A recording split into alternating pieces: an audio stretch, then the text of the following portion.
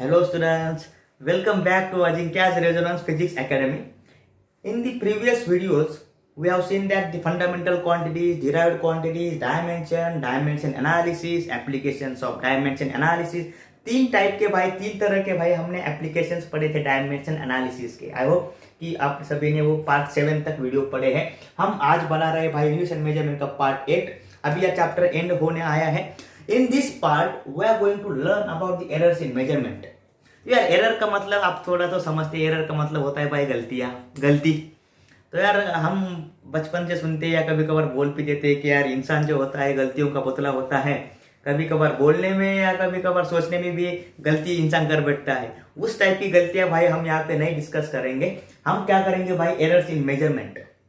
तो यार जब भी कुछ फिजिकल क्वांटिटी को हम मेजर कर रहे हैं, किसी फिजिकल क्वांटिटी को अगर हमें मेजर करना है तो यार उस फिजिकल क्वांटिटी की मेजरमेंट में हम हमेशा कुछ ना कुछ तो यार थोड़ी बहुत गलतियां करते ही हैं। कितना भी आप एक्यूरेसी लाने की कोशिश करो, थोड़ी तो गलती वहां पे हो ही जाती है। तो यार सिंपल सा स्टेटमेंट आपको ध्यान में रखना है कि किसी भी फिजिकल क्वांटिटी को आप एक्यूरेटली मेजर नहीं कर सकते। You cannot measure any physical quantity accurately. 100% accuracy आपको कभी नहीं आएगी। तो किसी भी फिजिकल क्वांटिटी की यार एक वैल्यू होगी। कोई भी यार अगर आपको किसी का मेजरमेंट लेना है, फॉर एग्जांपल आपको लेंथ मेजर करनी है, ओके, लेंथ मेजर करनी है बिटवीन एनी 2 पॉइंट्स, तो यार उसकी यार कुछ तो एक्चुअल वैल्यू होगी। और हम जब मेजरमेंट करते हैं तो यार उस मेजरमेंट में हम थोड़ा बहुत तो गलतियां करते हैं। तो यार फिजिकल क्वांटिटी की जो एक्चुअल वैल्यू होती है भाई उसे ट्रू वैल्यू भी कहा जाता है। एक्चुअल वैल्यू कहो या फिर उसको ट्रू वैल्यू कहो, दोनों सेम है। ओके, तो यार मैं क्या कहना चाहता हूं कि फिजिकल क्वांटिटी की ट्रू वैल्यू आप मेजर नहीं कर सकते।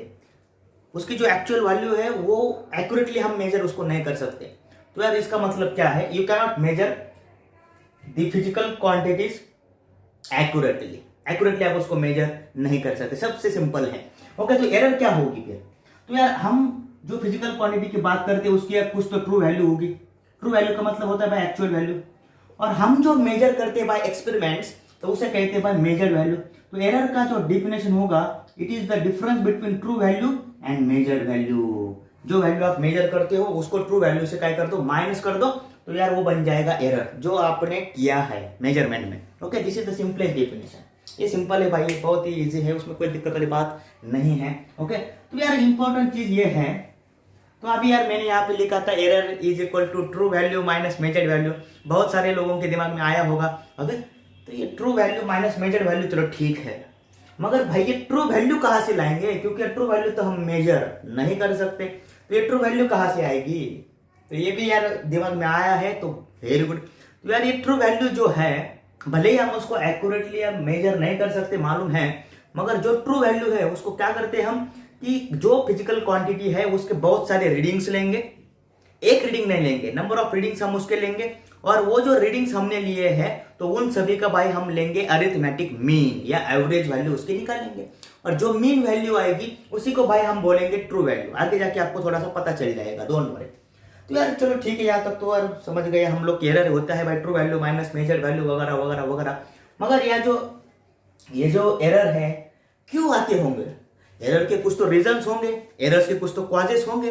तो क्यों आते हैं एरर? तो यार किसी भी फिजिकल क्वांटिटी को मेजर करना है तो तेरे को किसकी जरूरत है? पहले इंस्ट्रूमेंट की। तो यार समझ ले, थोड़ा सा एक ओवरव्यू बता रहा हूं कि यार तेरे पास इंस्ट्रूमेंट होगा। ओके, तो यार अगर इंस्ट्रूमेंट ही फॉल्टी है, तो अगर तू जो इंस्ट्रूमेंट यूज कर रहा है भाई उसमें ही फॉल्ट है, तो यार तू कितना भी एक्यूरेटली मेजर कर, एरर तो आएगी ही। क्यों? क्योंकि इंस्ट्रूमेंट ही फॉल्टी है। तो फॉल्टी इंस्ट्रूमेंट भी भाई एरर तैयार कर सकता है। दूसरा, तू बोलेगा नहीं सर इंस्ट्रूमेंट तो बहुत अच्छा है मेरा, ठीक है भाई। तू दूसरी गलती यहाँ पे तेरी हो सकती है कि यार जो एक्सपेरिमेंटल टेक्निक है या एक्सपेरिमेंटल प्रोसीजर जो है, अगर प्रोसीजर भाई हम रॉन्ग कर देंगे, या एक्सपेरिमेंटल जो सेटअप होता है एक्सपेरिमेंट करने के लिए हम जो कुछ सेटअप यूज करते हैं वही भाई अगर रॉन्ग है, वो भी उसमें ही हम अगर डिफेक्ट है, तो भाई एरर तो आएगी ही। तो दूसरी गलती हम यहाँ पे कर सकते हैं, ये एक्सपेरिमेंटल टेक्निक में प्रोसीजर गलत करने के बाद भी एरर आएगी। अगर तू बोलेगा नहीं ना सर इंस्ट्रूमेंट भी सही है, एक्सपेरिमेंटल टेक्निक जो है, सेटअप जो है वो भी सही है, सब सही किया है, फिर भी एरर आ रही है, तो भाई तीसरा फैक्टर हम लोग होते हैं जो एरर तैयार कर सकते हैं। और हम लोगों का मतलब भाई जो एक्सपेरिमेंट करता है उसे कहते हैं भाई ऑब्जर्वर, या उसे कभी कभार बोला जाता है भाई एक्सपेरिमेंटर। ओके, क्या कहा जाएगा, एक्सपेरिमेंटर या ऑब्जर्वर। जो हम तुम लोग होते हैं भाई, तो यार ये ऑब्जर्वर ने अगर केयरफुली रीडिंग लिए तो ठीक, अगर उसने केयरफुली रीडिंग नहीं लेगा वो, तो भाई एरर तो आएगी ही। तो केयरलेसनेस ऑफ ऑब्जर्वर में अराइजेस एन एरर, तो वो एरर तैयार कर सकता है भाई। केयरलेसनेस अगर वो दिखाएगा किसी ऑब्जर्वेशन में तो एरर आएगी। तू बोलेगा नहीं सर इंस्ट्रूमेंट भी अच्छा है, एक्सपेरिमेंटल टेक्निक भी सही है, ऑब्जर्वर भी मैं वो खुद हूं और मैंने सर एकदम एक्यूरेटली ऑब्जर्वेशन लिया है, फिर भी एरर आ रही है। तो यार वो जो एरर होंगी, अगर इन तीनों को छोड़ के भी कुछ एरर आ रही है तो भाई उसे हम कह देंगे भाई random error. Okay, random error जिसके कॉजेस पता नहीं होते हैं। Random errors are random in nature, वो कभी आते हैं पता भी नहीं चलता क्यों आ रहे हैं। तो ठीक है, आगे जाके तो उसको बात करेंगे। तो यार एरर का थोड़ा सा ओवरव्यू मैंने तेरे को बोल दिया। ओके, कोई दिक्कत नहीं है। तो एरर जो होता है तेरे को समझ में आ गया कि एरर जो होता है भाई true value minus measure value होता है। एरर किसी भी तरह से आ सकती है, तो ठीक है, कोई दिक्कत नहीं है। You can not measure the physical quantity accurately आप उसको मेजर नहीं कर सकते। किसी भी फिजिकल क्वांटिटी की ट्रू वैल्यू आप नहीं निकाल सकते हैं, सही है। ओके चल ठीक है। तो there are mainly two types of errors. Errors के भाई दो टाइप्स है। कौन से दो टाइप्स? तो पहला है भाई सिस्टमैटिक एरर और दूसरा होता है भाई रैंडम एरर्स। ओके चल ठीक है। तो यार पहले पढ़ेंगे सिस्टमैटिक एरर। तो ये सिस्टमैटिक एरर का एक फंडा है। ये सिस्टमैटिक एरर यार थोड़ा समझने में भी आसान है, बहुत आसान है। कि यार अगर मेरे कुछ फिजिकल क्वांटिटी को मेजर करना है हमें, ओके, और उस फिजिकल क्वांटिटी की कुछ वैल्यू है। अगर यार फिजिकल क्वांटिटी की वैल्यू से हमने जो मेजर्ड वैल्यू लिए है वो ज्यादा आ रहे हैं, तो यार हम कह देंगे कि भाई हमारी वैल्यू ज्यादा आ रही है, इसका मतलब हम जो एरर कर रहे हैं भाई वो पॉजिटिव एरर है। अगर हम मेजरमेंट कम, हमारी मेजर्ड वैल्यू उसके नीचे आ रही है, तो हम बोल देंगे कि भाई निगेटिव एरर है। तो यार ये जो सिस्टमैटिक एरर्स होते हैं, सिस्टमैटिक एरर्स एक बार पॉजिटिव आने लगे तो वो पॉजिटिव ही होते हैं, अगर एक बार वो निगेटिव आने लगे तो वो निगेटिव ही आएंगे।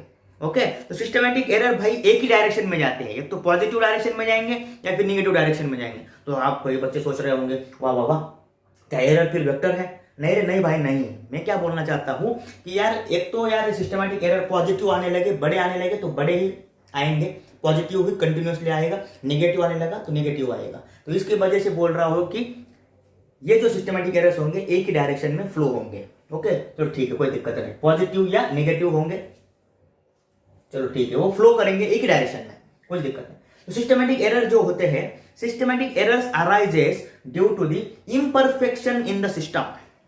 सिस्टम में ही अगर भाई डिफेक्ट है, सिस्टम ही फॉल्टी है, तो भाई सिस्टमैटिक एरर आएंगे। सिस्टम का मतलब क्या? तो सोचेगा भाई सिस्टम का मतलब क्या है? तो ठीक है, सिस्टम का मतलब होता है सिस्टम में क्या क्या इंक्लूड होगा। तो सिस्टम में इंक्लूड होगा भाई तू जो इंस्ट्रूमेंट यूज कर रहा है वो, तू कुछ ना कुछ तो इंस्ट्रूमेंट यूज करेगा, वो इंस्ट्रूमेंट भी भाई सिस्टम का पार्ट होगा।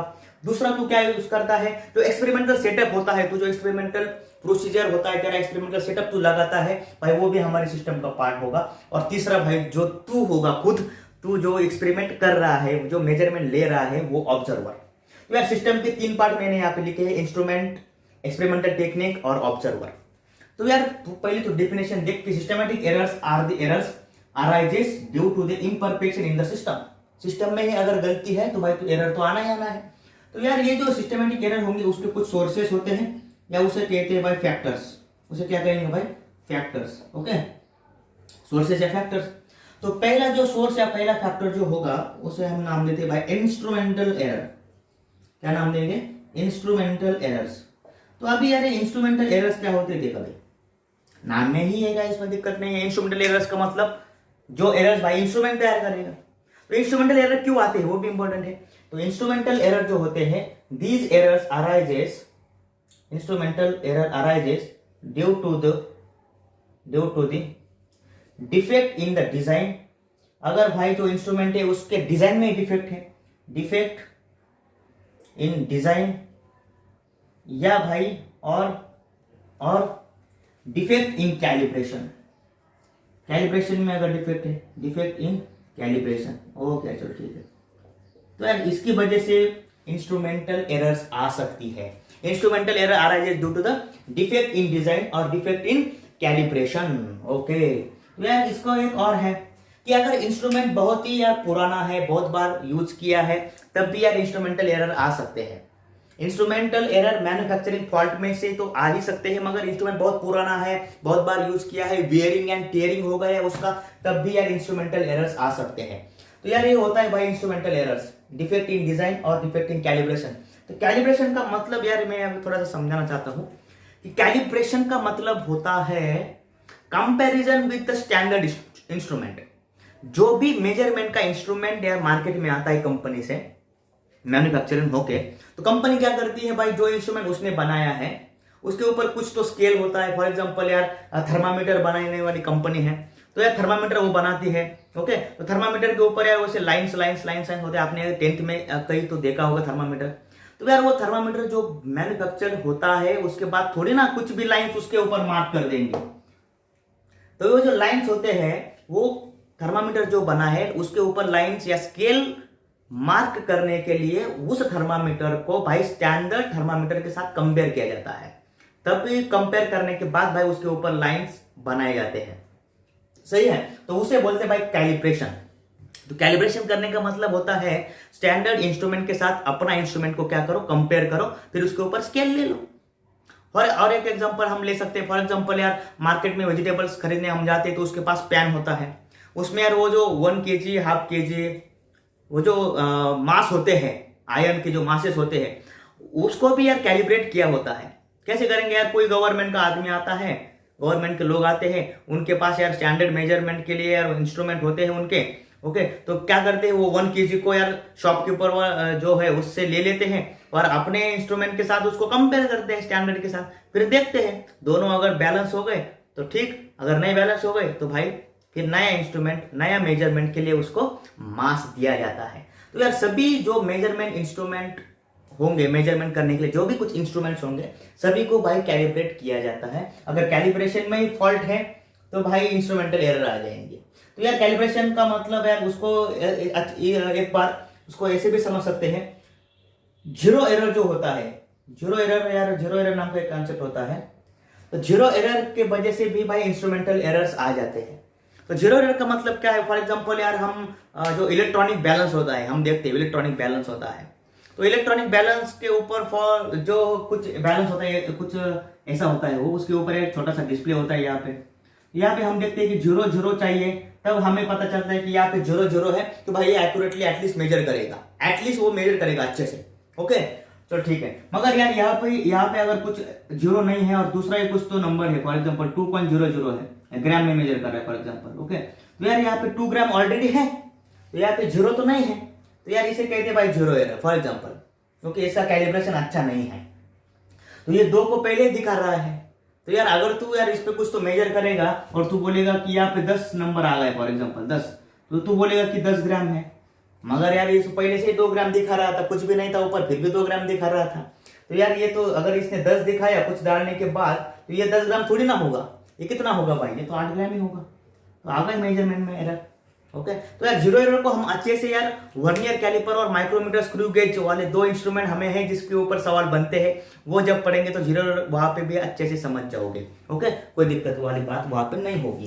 तो ठीक है, वाह। तो ये होता है भाई इंस्ट्रूमेंटल एरर्स। दूसरा जो है भाई सोर्सेस सिस्टमैटिक एरर का, वो होता है भाई imperfection in the experimental setup. Imperfection in experimental technique.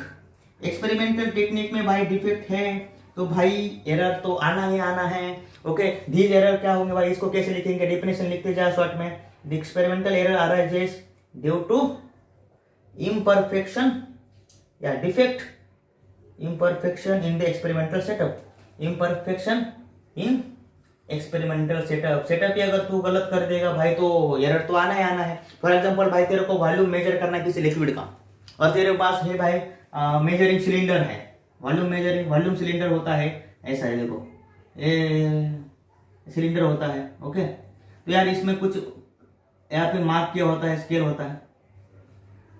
Okay, तो इसमें लिक्विड डालेगा और जो मार्किंग पे आएगा भाई तू बोल देगा कि इतना वॉल्यूम है। ओके, तो मगर यार इसको सीधा रखेगा तो ठीक, अगर इसको थोड़ा सा टिल्ट कर देगा, टेढ़ा रखेगा थोड़ा सा ऐसा, तो भाई ऐसा तो अगर पकड़ेगा उसको तो भाई तो तेरे मेजरमेंट में एरर तो आना है आना है।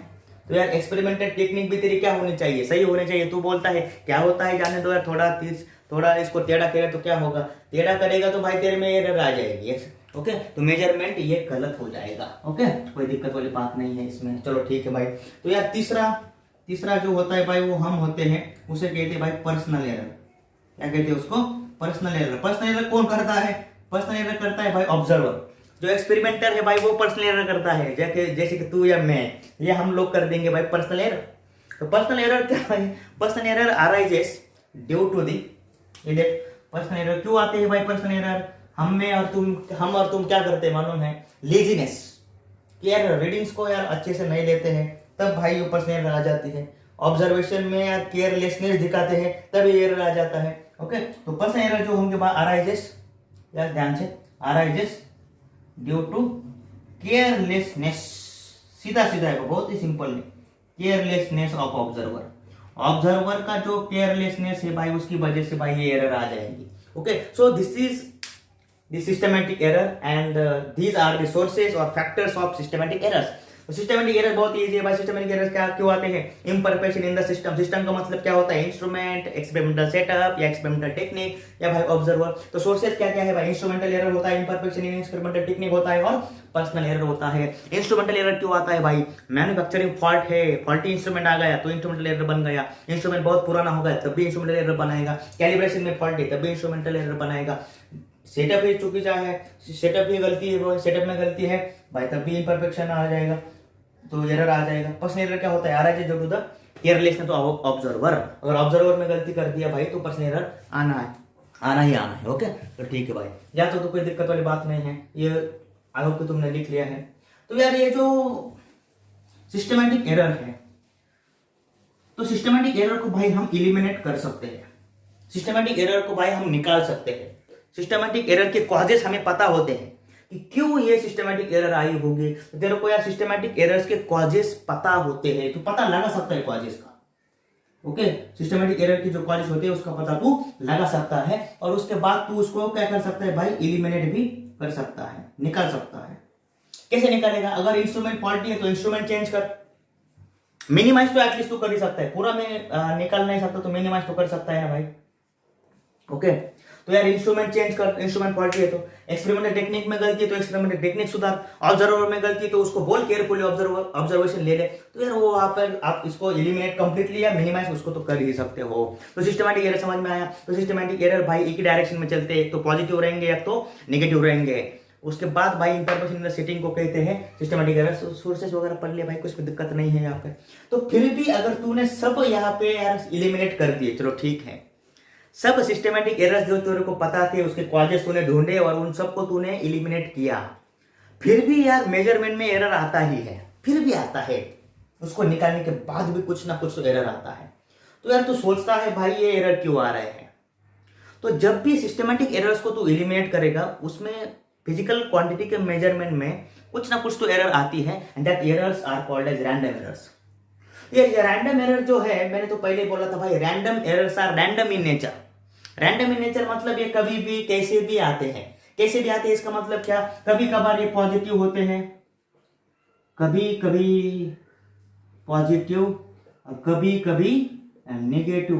तो इसकी वजह से हम कंफ्यूज कर देते हैं भाई हमें, क्योंकि यार अगर कंटिन्यूसली पॉजिटिव है या कंटिन्यूसली नेगेटिव है तो हम बोल देते भाई सिस्टमैटिक है, उसमें ढूंढेंगे कुछ तो। मगर ये साला एक रैंडम एरर जो होते हैं वो कभी पॉजिटिव कभी नेगेटिव अचानक से, और वो चेंज करते रहते हैं, पॉजिटिव नेगेटिव। तो यार उसकी वजह से हमें पता नहीं चलता कि इसका एक्चुअल कॉजेस क्या है। तो यार ये रैंडम एरर्स कभी पॉजिटिव कभी नेगेटिव होते हैं, उसके कॉजेस भाई हमें डायरेक्टली पता नहीं हो सकते। ये जो रैंडम एरर्स है उसको भाई हम कंप्लीटली इलिमिनेट भी नहीं कर सकते, उसको पूरी तरह से निकाल नहीं सकते। You can not completely eliminate, okay, can not completely eliminate random errors. तो कंप्लीटली इलिमिनेट भी नहीं कर सकते भाई इसको। ओके, तो ठीक है, कंप्लीटली इलिमिनेट नहीं कर सकते, पर एटलीस्ट उसको क्या करेंगे भाई, मिनिमाइज करने की कोशिश तो कर सकते हैं, आगे देखेंगे कैसे। तो यार उसको इलिमिनेट नहीं कर सकते, इसको इलिमिनेट हम कर सकते हैं, कोई दिक्कत नहीं है। तो यार ये चलो ठीक है, these are the random errors. Random errors क्यों आते हैं अब देखते थोड़ा सा यार, रैंडम एरर्स का क्यों आते हैं इसका मतलब यार कैसे आ सकते हैं वो बोलता हूं। कि रैंडम एरर जो है, रैंडम एरर अराइजेस, थोड़ा सा ध्यान में रखो, random error arises due to the variation in physical conditions. Okay, variation in conditions. तो कंडीशन का मतलब यार आप जहां पे एक्सपेरिमेंट कर रहे हो और उस एक्सपेरिमेंट के यार जो फिजिकल कंडीशंस होंगे, वहां पे जो फिजिकल कंडीशंस है उसमें अगर चेंजेस आ जाते हैं तो यार ये रैंडम एरर्स बनेंगे।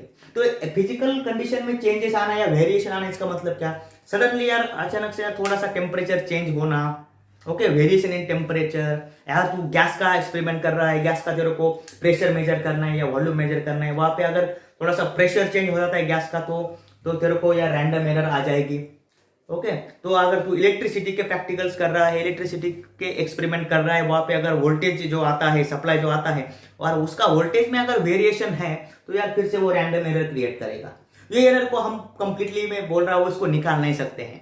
रैंडम एरर्स को कंप्लीटली हम निकाल नहीं सकते, उसको कंप्लीटली एलिमिनेट नहीं कर सकते। ओके, तो ठीक है, तो यार उसको बोलते हैं भाई random errors cannot be completely eliminate arise due to the variation in conditions. तो ये होता है भाई एरर का पार्ट्स। तो यार mainly there are two parts या two types of errors, systematic errors और दूसरा होता है भाई रैंडम एरर्स। बात को समझो, सिस्टमैटिक एरर्स को हम एलिमिनेट कर सकते हैं, रैंडम एरर्स को हम कंप्लीटली एलिमिनेट नहीं कर सकते। तो मगर यार रैंडम एरर्स को एटलीस्ट हम मिनिमाइज तो कर सकते हैं। कैसे मिनिमाइज करेंगे, तो रैंडम एरर जो होते हैं, रैंडम एरर्स को मिनिमाइज करने के लिए हम क्या करते हैं, जो भी कुछ फिजिकल क्वांटिटी है उसके भाई बहुत सारे रीडिंग्स ले लेते हैं। एक ही फिजिकल क्वांटिटी के नंबर ऑफ रीडिंग्स ले लो और उस नंबर ऑफ रीडिंग का भाई फिर से एवरेज ले लो। तो यार नंबर ऑफ रीडिंग्स ले लो, पहली तो बात क्या ले लो, नंबर ऑफ रीडिंग्स या नंबर ऑफ ऑब्जर्वेशन ले लो, बहुत सारे ऑब्जर्वेशन ले लो। उसके बाद क्या करो, उसके बाद भाई एवरेज निकालो, उस सब रीडिंग्स का एवरेज निकालो। तो एवरेज निकालने के बाद भाई रैंडम एरर क्या होगी, ऑटोमेटिकली मिनिमाइज हो जाएगी। ओके, सो यार अगले वीडियो में हम देखेंगे कि यार एरर का जो एस्टिमेशन है, मैथमेटिक्स ऑफ एरर्स या एरर अप्रोक्सीमेशन, वो हम पढ़ने वाले हैं कि एरर को कैसे एस्टिमेट करते हैं, अप्रोक्सीमेटली उसको कैसे निकालते हैं। ओके, तो ठीक है, आई होप कि आपको ये वीडियो बहुत पसंद आया होगा। ठीक है, तो यार उसको पूरा देखो, पिछले वाले पार्ट्स भी यार देखो। ठीक है, ओके सर, ठीक है, थैंक यू।